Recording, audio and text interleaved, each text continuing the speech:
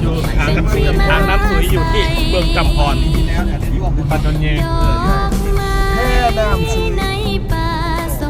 ย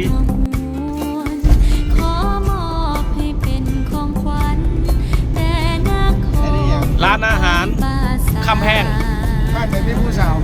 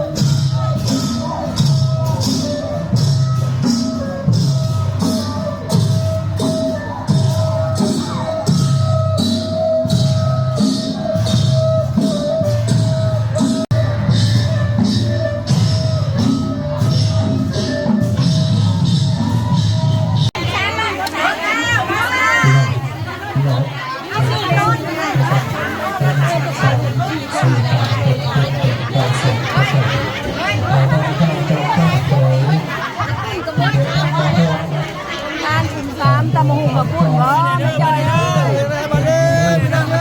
ย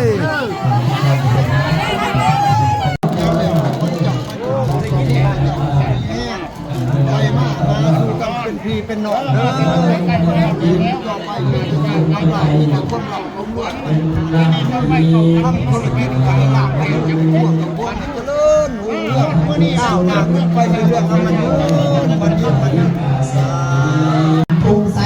นางสาวชีตาสาลีสายทวีนายเมธามาสขาวดอกมาสขาวโอสนว่าที่นอล่ออ่อนเป็นอย่าง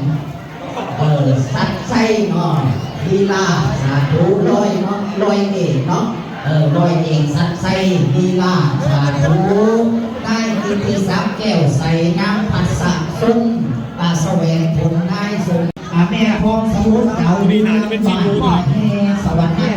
แต่ละพ่อจะพอมีปัจจัย3คนแรกเลยเนี่ยโคตรเสี่ยงโลกกลมรถเดียวมันก็ไปเลย